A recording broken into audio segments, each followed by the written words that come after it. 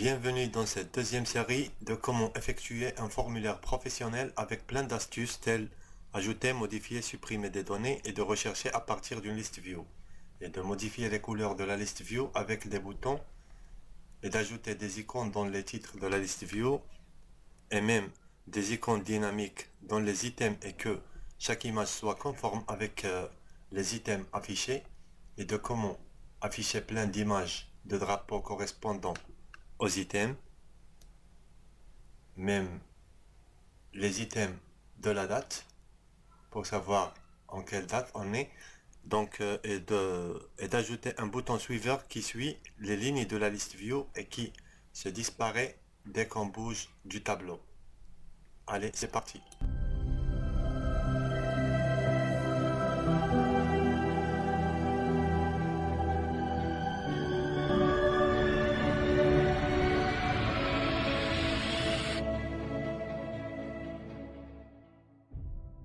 Alors, je vais reprendre mon travail de la partie numéro 1. Donc tout d'abord, on va ajouter deux boutons d'option dans notre formulaire pour changer les couleurs de la liste view si l'on veut. Donc dans le private sub option button 2, list view 1.backcolor égale RGB et je choisis la couleur si je veux. Je double-clique dans le contrôle du bouton d'option numéro 1, je copie et je colle du même code et je choisis une autre couleur. Moi, j'ai choisi le bleu et le marron. Donc, je teste. Voilà le bleu et voilà le marron. Alors, donc, je vais alimenter par la suite la zone de liste modifiable pour effectuer les recherches avec les titres du tableau de la feuille numéro 1. Donc, je vais l'alimenter avec les titres. Donc, du 1 jusqu'à 11e colonne. Donc, je double-clique juste au milieu du formulaire. Je me positionne sur le user form initialize. Alors, je déclare la variable for i du 1 jusqu'à 11e colonne. Je ferme avec le next i, puis combo box 4 add item, donc feuille 1.16, donc la ligne numéro 1 jusqu'à 11e colonne. Dès qu'on exécute notre formulaire, je veux que la zone de liste modifiable affiche le titre payé automatiquement. Donc le titre payé se trouve dans le 7e colonne. Donc combo box numéro 4.listIndex égale 7. Voilà. Donc ça a bien été alimenté. Alors, donc je modifie tout d'abord le fond. Donc police, je mets 11 ou bien 12 en gras. Comme ça. Alors, maintenant, je vais créer ma macro pour effectuer les recherches. Donc, je me déplace tout en bout. Alors, sub rechercher. Donc, dim k as string pour le control text box.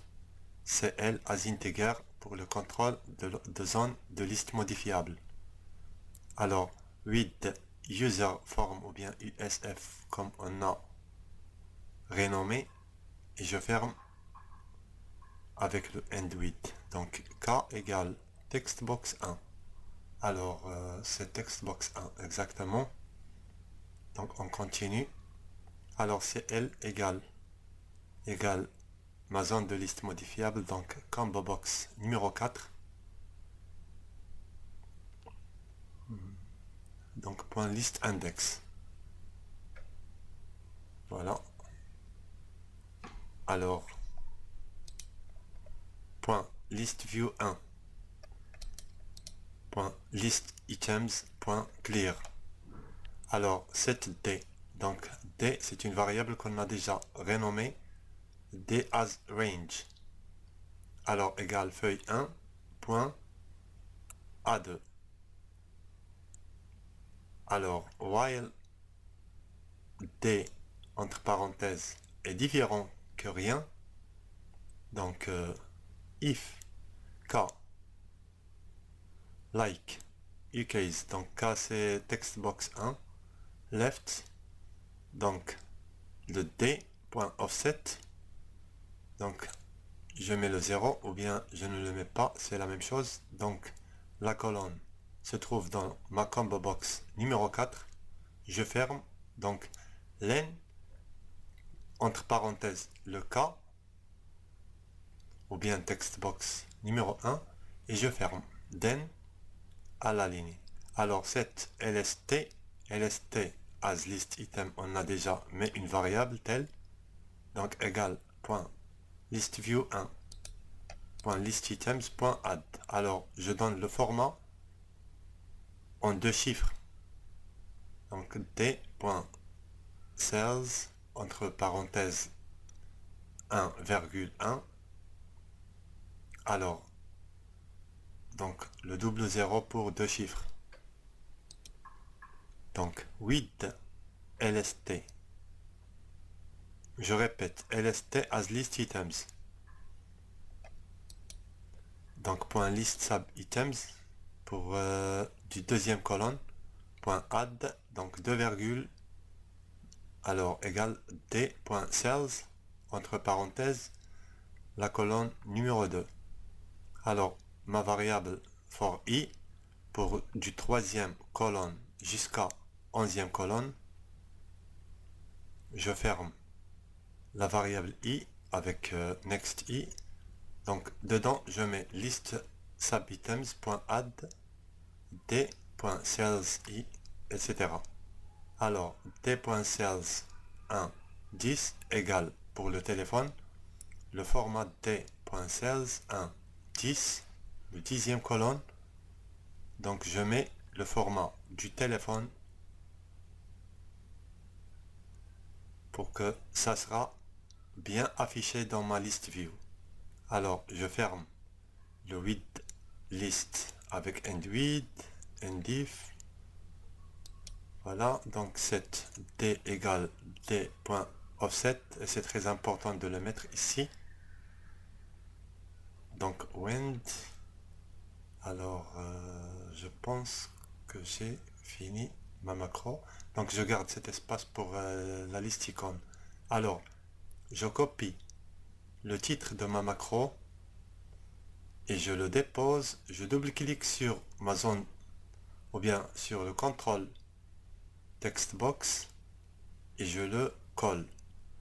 Alors au-dessous ou bien au-dessus je mets textbox 1.value égale pour la majuscule ucase entre parenthèses textbox 1.value. Alors maintenant lorsque je modifie dans ma zone de liste modifiable, je veux que le textbox 1 égale rien. Voilà. Donc je lance un test pour les pays, ça fonctionne. Donc la France, Espagne, etc. Je mets par exemple les titles, je mets M, double M, voilà, les madames s'affichent. Les couleurs fonctionnent très bien. Alors maintenant pour les images listes, je redimensionne mon formulaire. Donc dans la boîte à outils, par défaut, image list si ne s'affiche pas dans cette boîte à outils, donc un clic droit et on cherche de Microsoft Image List.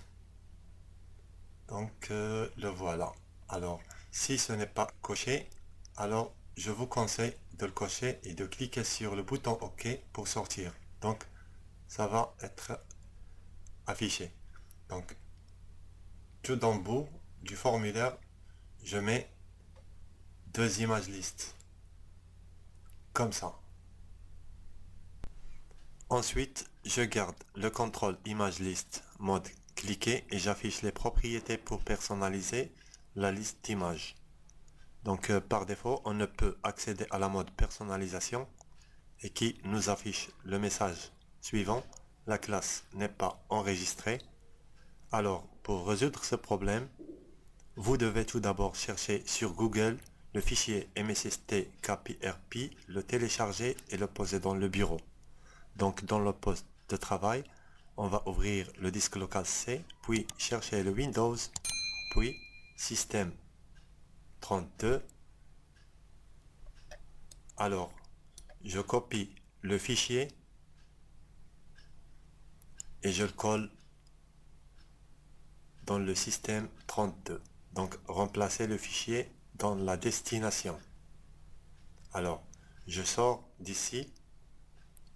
Si on a déjà une version 64, donc il faut le déposer dans les deux endroits, le syswow 64 et le système 32. Alors, je mets la même chose. Je sors d'ici et je vais ouvrir invite de commande mode administrateur. Alors, système 32 comme ça. Donc, je vais écrire cette phrase reg svr 32. Alors, espace msstkrp.dll. Je fais clic entrée et j'obtiens ce message: msstkrp a été téléchargé ou bien réussi. Donc maintenant je peux accéder à la mode personnalisation. Alors tout d'abord, avant de télécharger les images, il faut absolument régler les formats des images qu'on veut les afficher dans la liste view. Alors vous pouvez télécharger des images en mode soit JPG, BMP, ICO ou bien GIF. Alors, et choisissons les images préférées afin de les afficher avec les titres de la liste view. Donc, cliquez sur les images préférées. Donc, comme ça. Alors, quand même, j'ai inséré 6 images. Alors, key, l'espace key est un endroit réservé pour renommer les images. Donc, je renomme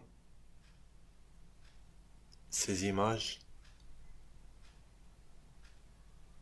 et je garde les noms afin de les afficher dans la macro. Alors, je clique donc dans le module.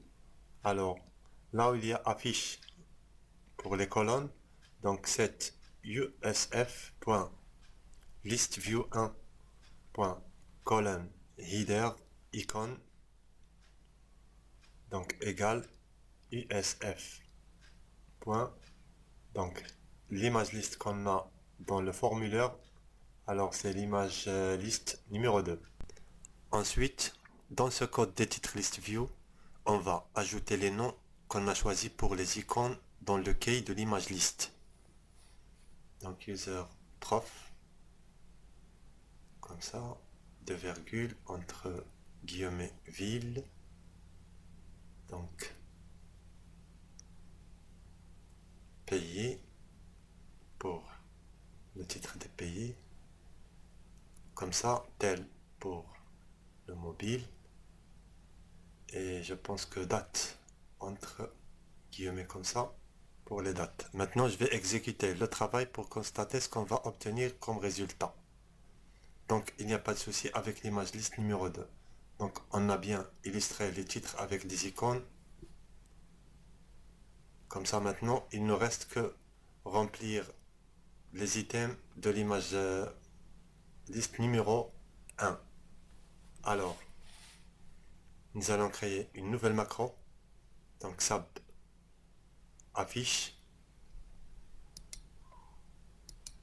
comme ça, icône. Alors, with usf.listView1 set.icons égale usf.imageList1 à la ligne, donc set.smallIcons égale usf.imageList. Attention, c'est numéro 1. Alors, for i égale 1 2.listItems.count. Alors, next i, comme ça, pour fermer la variable. Maintenant, on a besoin d'insérer les images ou bien les icônes dans la deuxième colonne. Alors, .list items i, .list sub items 1, ça veut dire la deuxième colonne, .report icon égale iif. Alors, c'est une condition. .list items i, ça veut dire jusqu'à la fin. .list sub items, colonne numéro 2. Alors, si les items de la colonne numéro 2 égale à une dame, donc je veux qu'il m'affiche les icônes des dames. Donc je réserve un espace guillemets pour effectuer une condition. Alors, je ferme les parenthèses et je garde cet endroit. Donc on va aller choisir deux icônes par la suite, de les renommer et on va reprendre notre code. Donc un clic sur l'image liste numéro 1, personnalisé. Tout d'abord, je vais donner le format qui convient à mes colonnes. Donc 28 et 35. Insert Picture. Alors, je choisis mes deux icônes de dame et de monsieur. Comme ça. Alors, pour la dame F et pour le monsieur, donc M, comme ça. Et on continue. Donc, si notre condition ou bien la colonne égale à une dame, donc il m'affiche l'icône de dame qui s'appelle F. Sinon, un monsieur. Alors, maintenant, pour la colonne numéro 7, Insert Picture, nous allons choisir quelques drapeaux. Alors, moi j'en ai plusieurs drapeaux. Donc, je vais essayer d'insérer quelques-uns. Donc, après avoir inséré les icônes, donc, voilà, comme ça. Alors, dans l'espace key, je vais donner un nom pour chaque icône et que les noms soient conformes avec la colonne numéro 7 de la liste view. Également, que la zone de liste modifiable et surtout une erreur commise dans les noms, les drapeaux ne s'afficheront plus. Zone de liste modifiable. Donc, j'ai déjà rempli cette zone de liste modifiable avec une colonne de la feuille numéro 2. Donc, Algérie s'écrit comme ça. Alors, Angola, Argentine. Et surtout, il faut respecter les majuscules ou bien les minuscules si vous l'avez effectué dans la liste view. Voilà, je clique sur OK. Maintenant, je continue. Donc, nous avons déjà une variable qui s'appelle img as list image. Donc, for each img in usf.imageList numéro 1, list image, if, donc img.key, ça veut dire le nom, like, list items, donc jusqu'à la fin,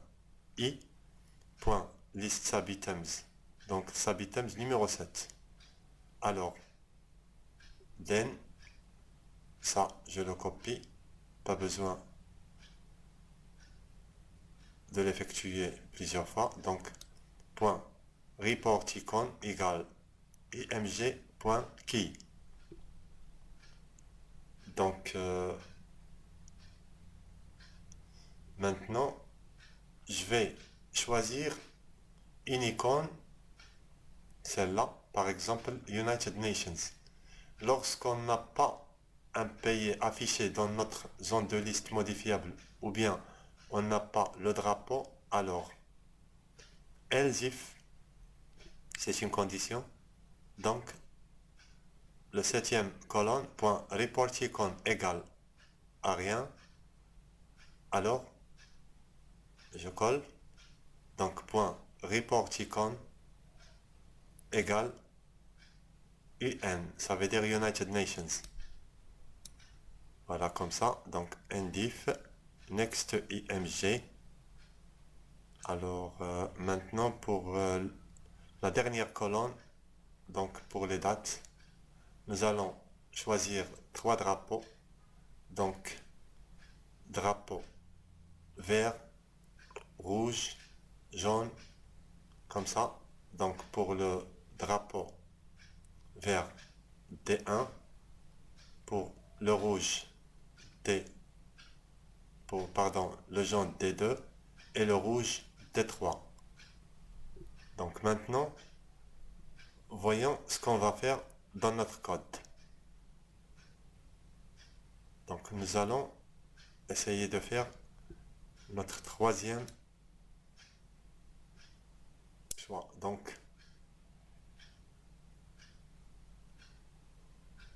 après avoir créé notre variable x as date, donc x égale point list items i jusqu'à la fin de notre list view, alors point list sub items, alors la colonne numéro 10, donc select case. Maintenant nous allons effectuer plusieurs choix. Donc je ferme la sélection. Alors cases supérieur que la date, ça veut dire actuel, point list items i, point list sub items, donc la colonne numéro 10, point report icon égale. Maintenant si la date est supérieure, alors il m'affiche le D1, ça veut dire un drapeau vert. Donc je copie tout ça comme ça, pas besoin de le répéter plusieurs fois. Donc nous avons 3 sélections, alors la D2 et la D3. Alors pour la D2, on a fait un drapeau jaune, ça veut dire égal à aujourd'hui. Donc si la date est inférieure, il nous affiche automatiquement un drapeau rouge. Alors je ferme la sélection comme ça. Donc next i pour les items de la liste view jusqu'à la fin, alors end with. Donc je copie affiche icône, le titre de ma macro, je le colle pour les recherches afin d'aller rechercher, et je le colle également dans la macro de remplissage de notre liste view. Voilà, comme ça. Alors maintenant je vais exécuter mon code, je le teste. Voilà, donc on a bien affiché les icônes du deuxième et de septième et de dernier colonne. Donc il n'y a pas de souci, nous avons donc les dates inférieures de la date d'aujourd'hui et supérieures. Donc je vais essayer de faire la date d'aujourd'hui. Alors voilà un drapeau jaune, donc supérieur, ou bien voilà, on a déjà les drapeaux verts, drapeau rouge et drapeau jaune. Donc il n'y a pas de souci. Maintenant je vais essayer de modifier quelques drapeaux. Modifier, voilà, Canada a bien été affiché. Alors nous avons bien effectué notre travail. Maintenant je vais insérer une image suiveur qui sert à suivre la souris lorsqu'on se déplace dans les lignes de la liste view. Donc je vais vous montrer un astuce pour ça. Donc je vais garder, faire un peu d'espace comme ça. Alors voilà, comme ça, peut-être que ça suffit. Alors maintenant, je vais insérer contrôle image comme ça. Voilà, et je vais choisir une icône ou bien une flèche, donc comme ça. Alors voilà, donc je fais une mode transparente, non, donc picture size mode, je vais faire stretch ou bien zoom, comme ça, je pense que ça suffit comme ça. Alors maintenant, un double clic sur notre list view, item click, et je vais maintenant modifier l'item click par mouse move, comme ça. Alors, if y entre parenthèses moins 35, c'est une condition, divisé par 10 est plus petit ou égal à listview 1.height. Alors, image 1.top, donc égal listview 1.top, entre deux guillemets comme ça, y divisé par 1,35, je ferme mes parenthèses à la ligne. Donc, l'image 1.visible égale true. Donc, indif. Voilà. Donc, je teste. Ça me suit bien. Donc, mais lorsque je bouge de ma list view, je veux que la flèche se disparaît. Donc, dans le user form mouse move, donc image 1 point visible égale false. On exécute le travail. Donc, alors l'image ne suit lorsqu'on est à l'intérieur de la list view et dès qu'on bouge, se disparaît. Alors je pense que tout fonctionne très bien. Donc dans la zone de recherche, si on cherche un pays, donc on obtient un résultat plus clair et illustré. Alors, nous allons maintenant essayer d'insérer une forme. Donc insertion, je choisis une forme, bien un bouton. Donc je vais créer une macro pour exécuter le formulaire. Alors, donc, sub show user form, comme ça. Donc, usf.show.